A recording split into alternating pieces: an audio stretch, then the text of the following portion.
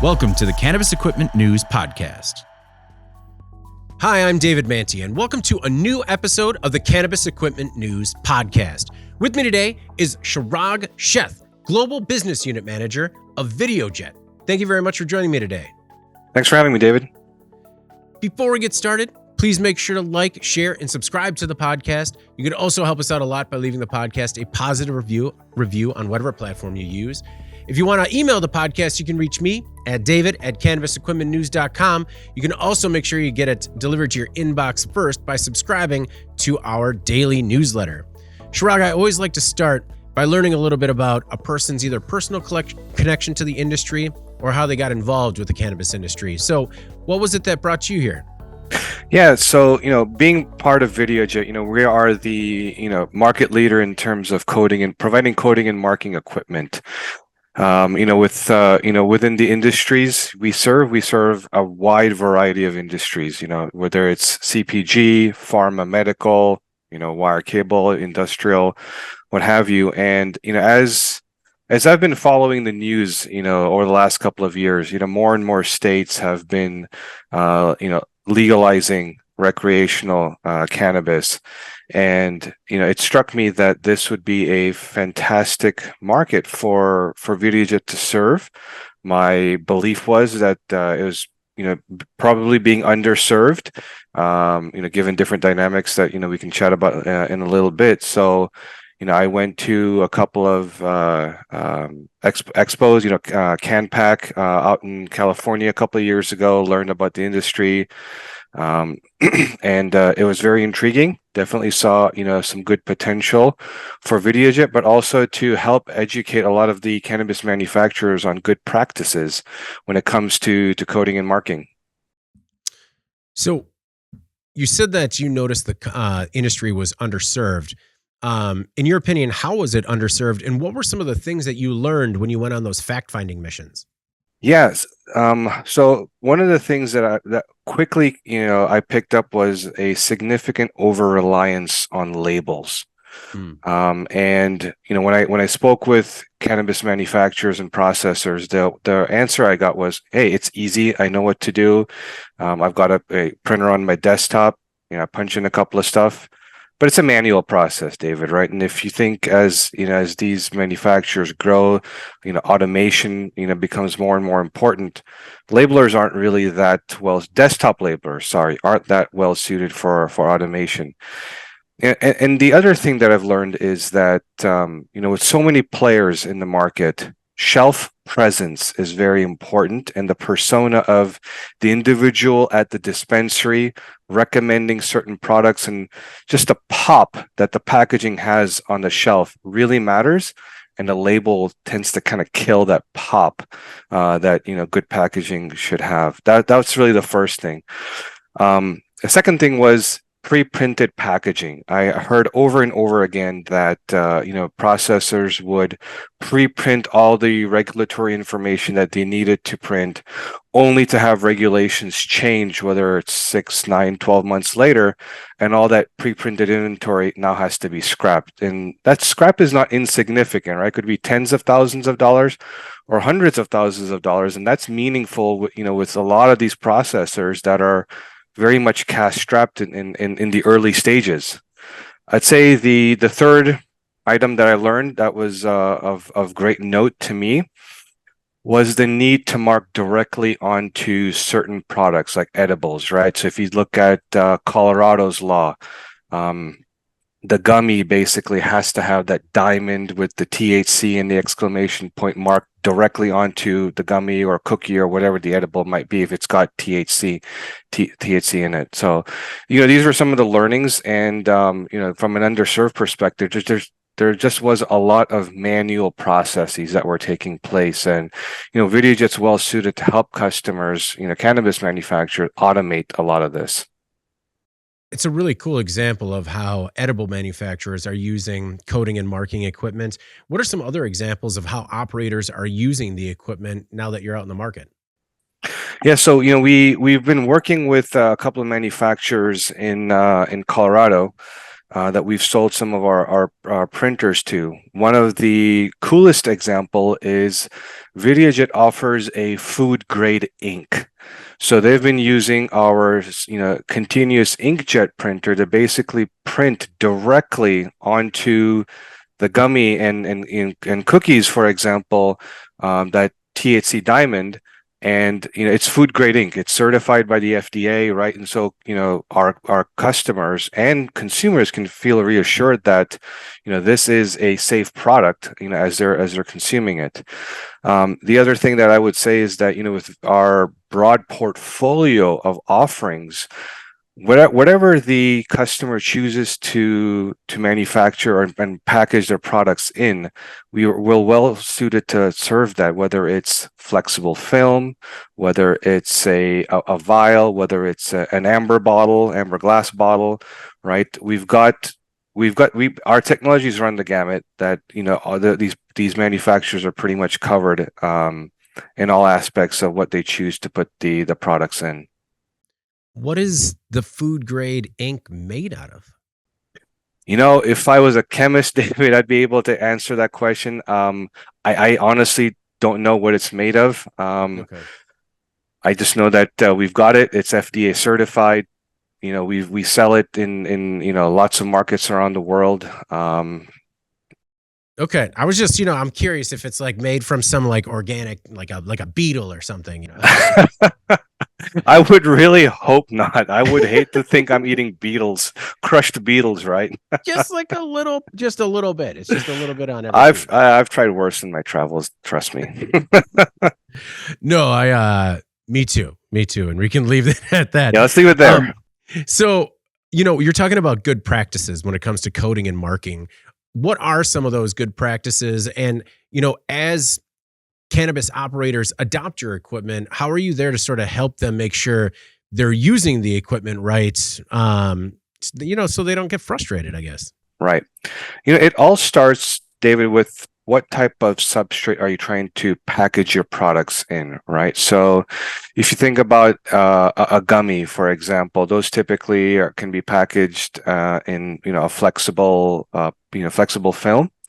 One of our customers in Colorado is doing CBD infused drinks, right? So these are aluminum cans, right? So that can be served with different technologies. So it all starts with working with the customer and determining what substrate, what material is the manufacturer going to be packaging the product in.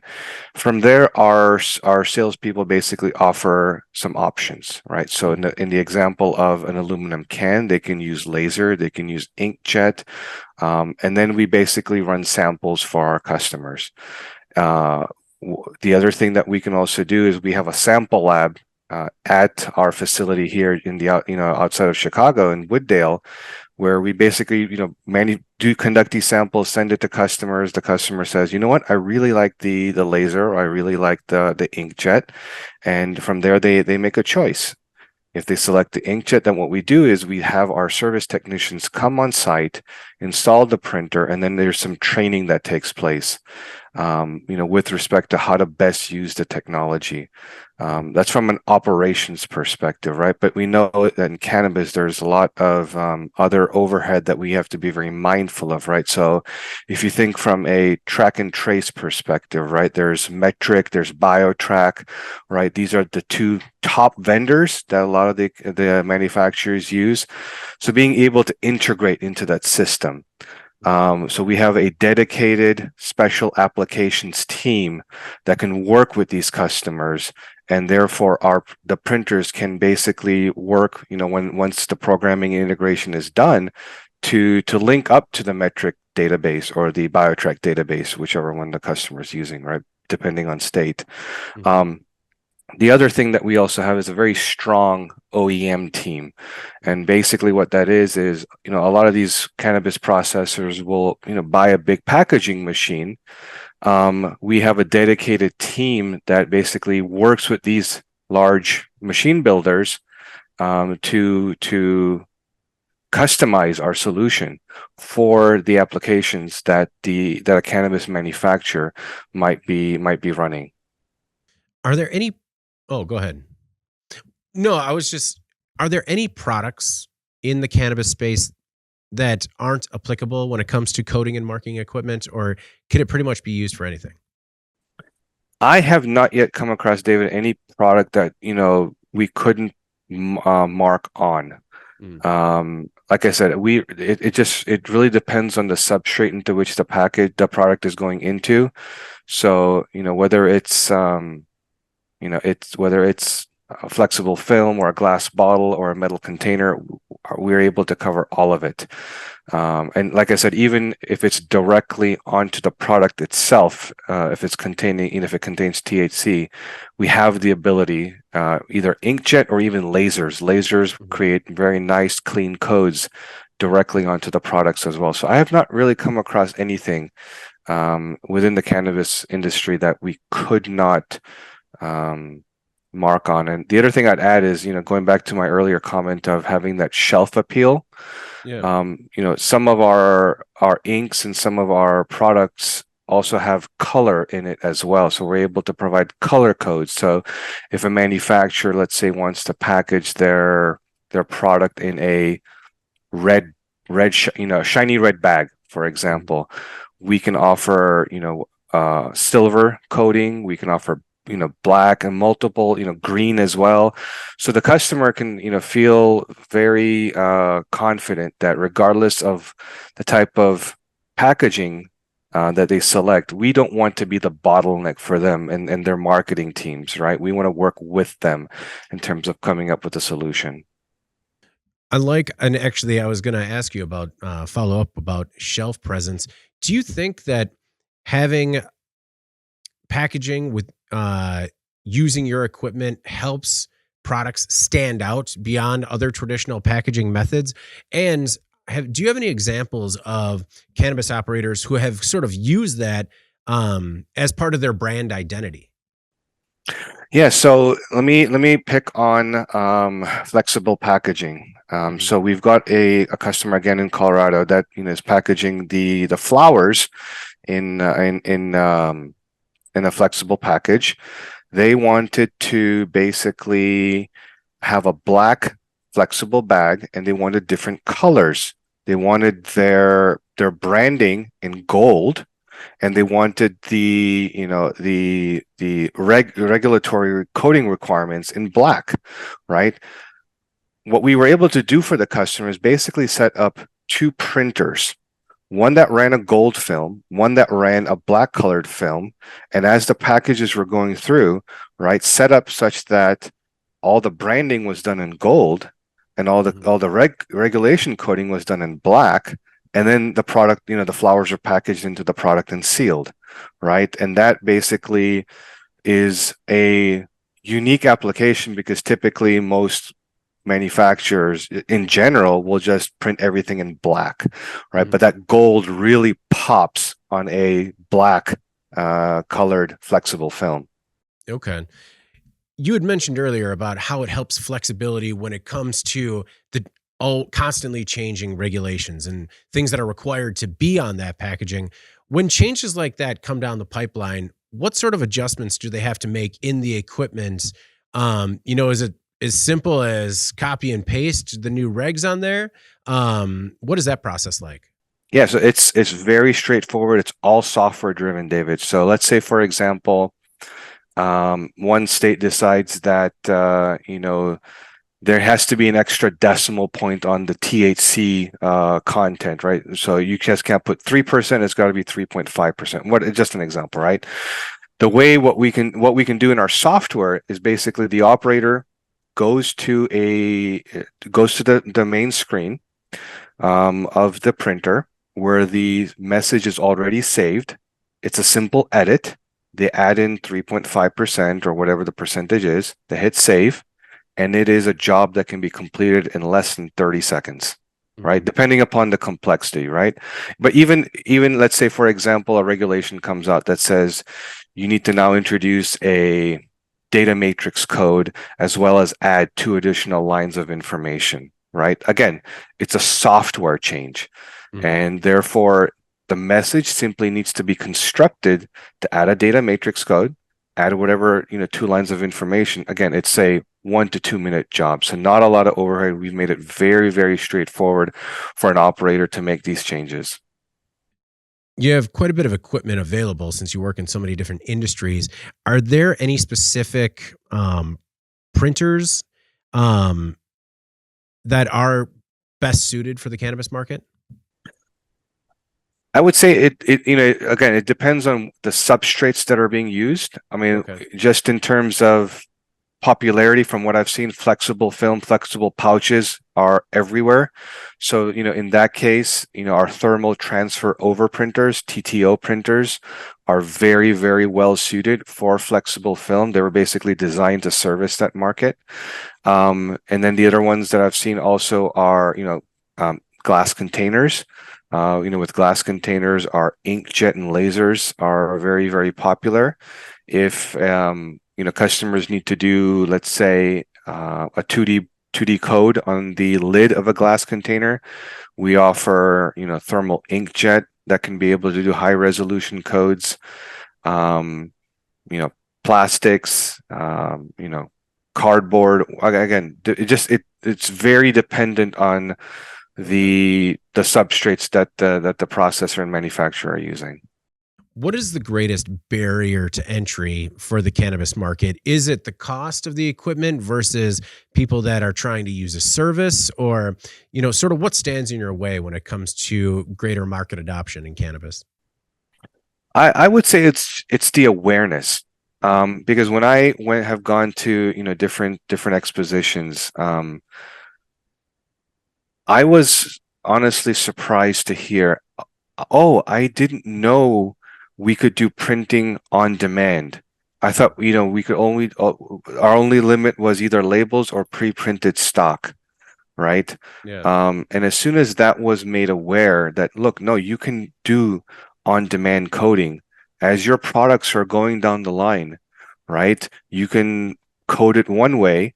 If you switch to what you're manufacturing and packaging, you just update the code you're printing and off you go, right? That awareness wasn't there, 2 years ago and even last year. That's one barrier. The other barrier I think I see is more specific to the industry, right? You're well aware that, at a federal level, right, cannabis is not legal, and therefore there's obviously limitations from a financing perspective, and working with banks, right? And so, not to say that this equipment is expensive, right? But it is capital equipment, and customers have to be able to get access to capital, and if they're not able to, it's difficult. But when you look at it from a total cost of ownership perspective, David, when you look at their current state and they're doing everything manually, and the difficulty of finding workers, that can come every single day and do this manual processes versus making a one-time investment, the total cost of ownership calculation, it pays for itself within less than a year. I mean, that's again some of the conversations that I've had with cannabis processors, but it's getting the access to the capital can be a challenge. No, I understand that. And I mean, are you printing edibles with this food grade ink at trade shows? Because I feel like if you're doing that, you have people stopping at the booth. We are, and we did. We had samples that we were basically handing out, and to show what our capabilities were. We have a section of the VideoJet website dedicated to cannabis, and we were handing out samples, brochures and guides and whatnot, again to drive that awareness that, look, there is a better way to be able to do the coding and marking beyond just manual processes and labels. So absolutely, we are going down that path. It's kind of an exciting time in the industry because it's such a new industry that ROI for so much equipment is so fast. Just because things are happening in such kind of a, like, I don't want to say backwards way, but labor intensive way. Yeah, I mean that's right. I mean, again, I think it's because currently the cannabis processors and manufacturers, they just don't know any better, Mhm. right? When I was at MJ BizCon, was it last year or 2 years ago now? That was the conversation. Like I said, they didn't realize that there was a better way to do this, and so we had a lunch and learn at MJ BizCon, and we invited a bunch of folks to come in. That's where we handed them the samples and everything, and I'd say everyone that stopped by to talk to us was basically surprised that they were not aware that this existed. And then the other thing, David, is also having vendors that are willing to work with cannabis processors and manufacturers, right? Because again, there's still a bit of taboo with the vertical and partnering with companies that work within the vertical. One of our largest competitors has basically come out and said straight out that they will not work with the cannabis industry. We think that doesn't service the overall market well, having that sort of a position. And so, we are willing and open to work with processors and manufacturers within the cannabis vertical. Well, and it's great news for you guys. It's like, yeah, you know what? You should keep that hard line. Keep it as long as you Exactly. can. Well, internally, how did you guys overcome that sort of taboo nature of working in cannabis? To be frank, I don't think we really encountered much resistance. Okay. I think the leadership team at Videojet, they've seen the potential, and then the feedback that we gave them, customer quotes, and that goes a long way, right? I mean, my feedback is anecdotal, but when you've got a customer basically begging for help, and you take that sort of information back to the leadership and say, look, there is a truly a market being underserved in the coding and marking industry. We're well suited. Let's go after it. And they're coming to us. Why wouldn't we service it? I mean, yes. I mean, is there a risk involved? There's a risk involved with serving any customer in any industry, right?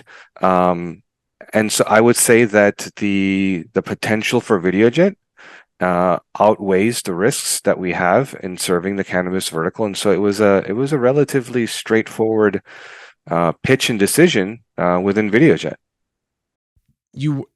As we had mentioned before, you work in a lot of other markets. When it comes to the comparison between the demands of cannabis labeling versus other markets, do you think cannabis is too onerous, or would you like to see other industries like food and beverage kind of adopt some of the same standards? What I would say with respect to cannabis is there is a little bit of, yes, being onerous, but I think that's because there's no standardization, right? Because let's just take a look at the example of the THC warning, right? So in Colorado, it's that diamond, with the THC and the exclamation point. In California, it's a triangle with the cannabis leaf and the exclamation. You go to, Maryland, it's something different, right? And again, our software allows customers to be able to make these simple changes, but standardization definitely simplifies processes overall, right? I would like to see some additional information being printed on, food and beverage. I mean, I remember the day where I picked up a bottle of Coca-Cola and I didn't know how much added sugar there was. Now I know how much added sugar there is in Coca-Cola, and I kind of just put it down like I don't need 35 grams of sugar, in my body, so I kind of just put it away. But yeah, I think standardization will drive simplicity within the cannabis vertical, and I think that will definitely come when we make progress at the federal level. Yeah, that was gonna be my next question. Can we achieve label standardization before federal legalization? I was at a very interesting breakout session at MJ Biz when they were talking about just that. There were a couple of groups that were pitching this sort of standardization. They were talking about how they were getting states, behind them in terms of adopting their standardization. I think it's possible. to be able to achieve standardization before we get approval at the federal level. But it's got to be a concerted effort from the states. At least for the states where it's been approved, whether it's at the medicinal or recreational level. It's good. I mean, I think it's going to be less of an uphill battle versus trying to get it at the federal level, simply because they've already taken the first step at the state level. And if these organizations are able to meet and get stakeholder buy-in, the right stakeholder buy-in, I don't see why not. Okay. Have you had any issues selling equipment into the industry? And does VideoJet have like a subsidiary that specifically deals with cannabis? Has there been any arrangements to kind of tiptoe around that? No, we don't have a different subsidiary that sells into the cannabis industry, and we've really not had any issues selling into the cannabis vertical. It's our standard sales T's and C's that we provide to other customers and other verticals. Mm-hmm. The T's and C's? What's the T's and C's? Sorry, terms and conditions. Oh, okay. I thought it was like teasing and seizing. And I was like, oh, what is this marketing? I need to know about it. What are your expectations for federal legalization? Do you think it's even on the roadmap at this point? I don't think so. I don't have a very strong feeling that it's going to be happening anytime soon. Which is surprising to me. Because I mean, I'll just speak for the state of Illinois where I am, right? I mean, the governor came out last year and said that the state of Illinois recognized $445 million of tax revenue from cannabis, in the fiscal year of 2022. I mean, that's almost $500 million just in the state of Illinois, right? I think California back in 21 had recognized nearly $1.3 billion of tax revenue. I mean, there's just states are leaving a lot of money on the table, and I agree. It's not just all dollars and cents. I understand that.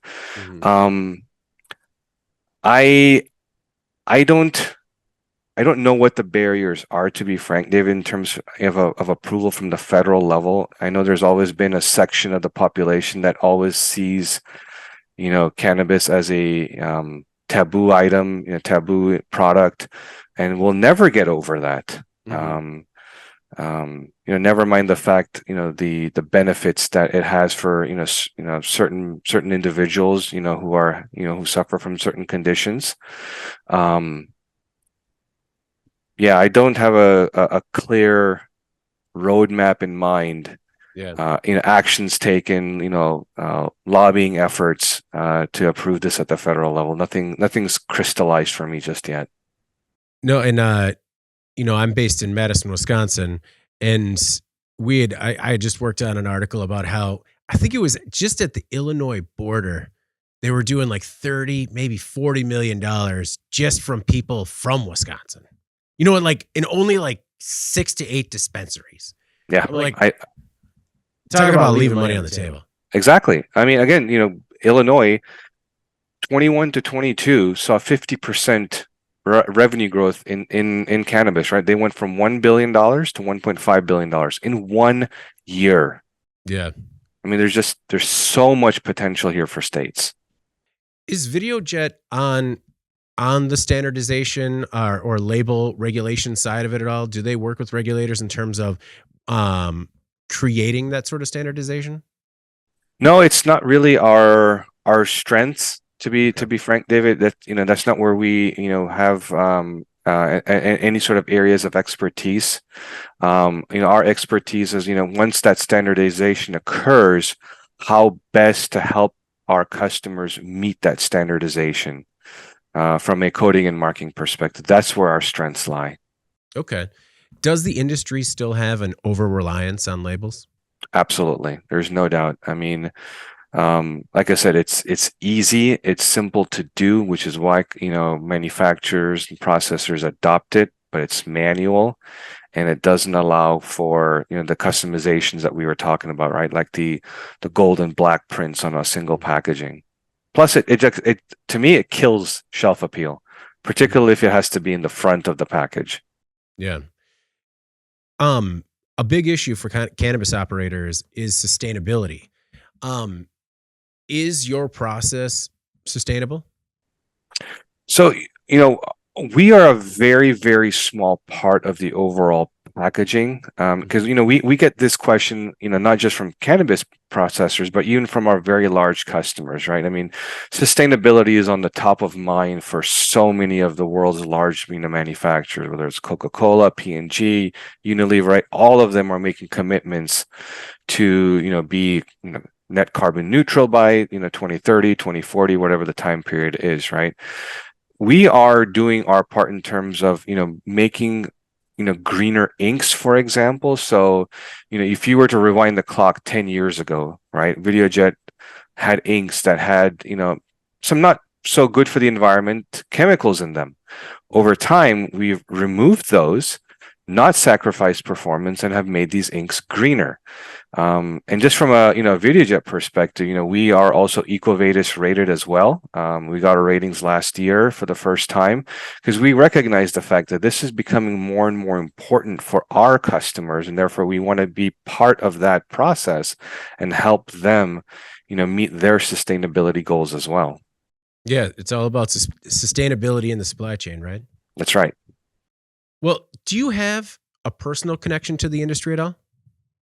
I don't, David. I mean, I do have a family member who is a very close family member who unfortunately last year was diagnosed with cancer, and who is, yeah, thank you. And it's been tough seeing that sort of transition, but what I will tell you is that, and this individual is definitely old school, and not born in the US, and has a different opinion of cannabis. And I had a conversation with him, and I said, look, this can help you.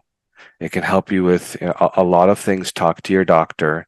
And he did, and he is now, he's got a prescription for it, and it is really helping him improve his quality of life.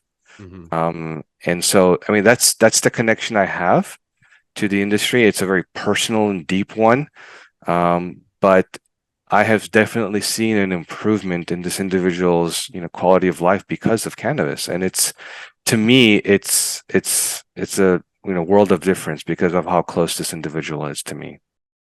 I had the exact same experience where it just completely blew my mind in terms of the quality of care and day-to-day living just made possible with cannabis. And that's kind of what's sort of opened my eyes. Exactly. And it was and forgive the phrase, it was a mental block, right? It was a mental block that once I helped, him overcome it, it made a world of difference. Right.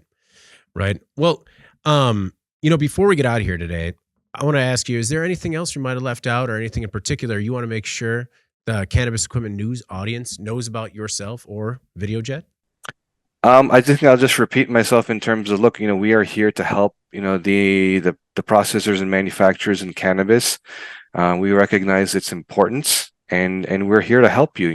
Reach out. Visit the website that we've got, videojet.com. There's a section under the industries subsection that talks about our capabilities in cannabis, and we are here and ready to help each and every one of them. Well, thank you very much for taking the time today, Chirag. I really do appreciate it. And the insight in coding and marking, that was cool. I didn't know that people were, marking directly on edibles and other things. I think there's a lot of opportunity there. Absolutely. And we're excited to be part of that journey with the cannabis processors. Excellent. Well, before we get out of here, please make sure to like, share, and subscribe to the podcast. You could also help us out a lot by leaving the podcast a positive review on whatever platform you use. If you want to email the podcast, you can reach me at david@cannabisequipmentnews.com with email the podcast, in the subject line. You can also subscribe to our daily newsletter and make sure you get it delivered to your inbox first. Chirag, thanks again. I really appreciate it, man. My pleasure, David. Take care. All right, for Chirag Sheth, Global Business Unit Manager at Videojet, I'm David Manti. This is the Cannabis Equipment News Podcast, and we'll see you next week. Thank you for listening to the Cannabis Equipment News Podcast.